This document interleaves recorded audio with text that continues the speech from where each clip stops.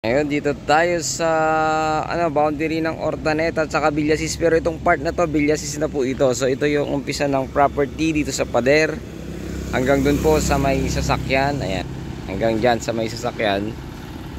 Tapos pahaba kasi to, pero nakaalong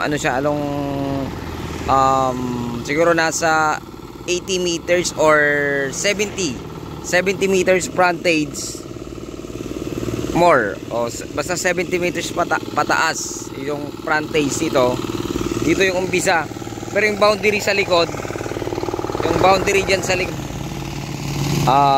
depende sa masusukat, kasi sabi nila hanggang dun daw sa may kawayan, pero 2,300 square meter lang kasi ito. So possible hindi siya aabot doon kasi 2,300 square meter, pero ang sure po nakadikit po siya dito sa Barangay Road, tapos MacArthur Highway na yan, napakalapit. MacArthur Highway, tapos may 7-Eleven dyan. So paglabas mo 7-Eleven, MacArthur Highway, may City Hardware, may Wilcon Hardware dyan. So napakalapit. Marami po dito mga kumbaga negosyo. Maraming negosyo dito sa part na ito. So dito kainan to, ngupahan, tapos may nagtitinda ng ng kumbaga tawag dyan, fried chicken. Tapos nag-slant kasi siya, so nag-slant siya patungo doon. So dati talaga ito is 3,200 to dati, no bro? So mayroong 900 doon sa kabila. Tiny truck mismo, bro, sa may store. So hanggang dito yung frontage niya dito sa kabila, kasi dati itong 3,200 pero 2,300 dito yung nasa kabila. Iisang title po yan hanggang doon sa may store sa Angel Fried Chicken na yan. 900 square meter daw yan, pero din yan na pwedeng bilhin dalawa, pwedeng isa lang. So 900 doon. So dito naman is siguro i-less yung kalsada, kasi yung nakapagitnaan ng kalsada kung ilang square meter yung andon, tanong natin sa seller kung magkano niya ibebenta yung part na iyon. So dito nag-islant kasi siya. So 2,000. Kung makikita nyo po yung creek na yan, yan po siguro yung boundary, nag-slant na ganon. Slanting siya, so hindi siya abot sa kawayan.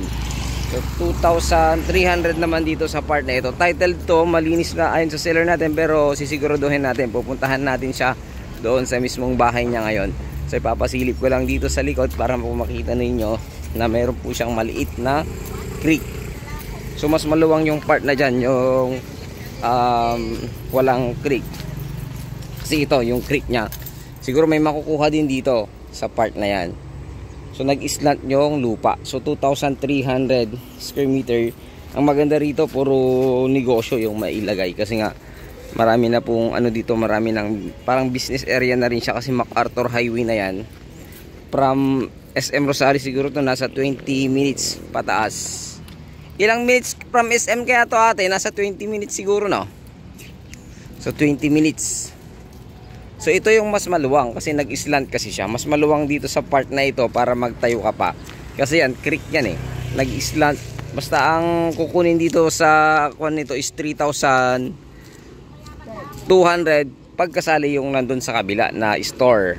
So pag dito lang 2,300 ayon sa ating seller. Pero i-clear ko, pupuntahan ko siya mamaya, tingnan ko kung kaya kong i-video, kung may pagpapaalam natin sa kanila kung pwedeng silang i-video about dito sa part nito. So napakaganda rin po nito na property.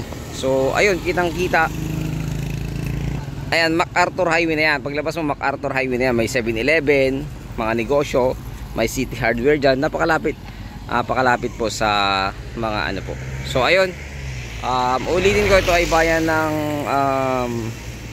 Villasis, Pangasinan, boundary ng Ordaneta. So malapit din ng bayan ng Ordaneta ito.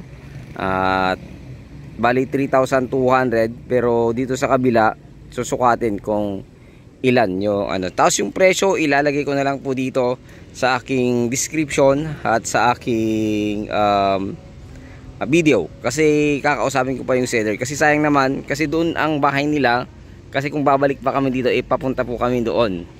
So para hindi na kami bumalik, binidyo ko na po tong area. So ayun, sana magustuhan nyo po ito dito sa bayan ng Villasis, Pangasinan. So abangan nyo po yung presyo dito sa aking video, ilalagay ko po.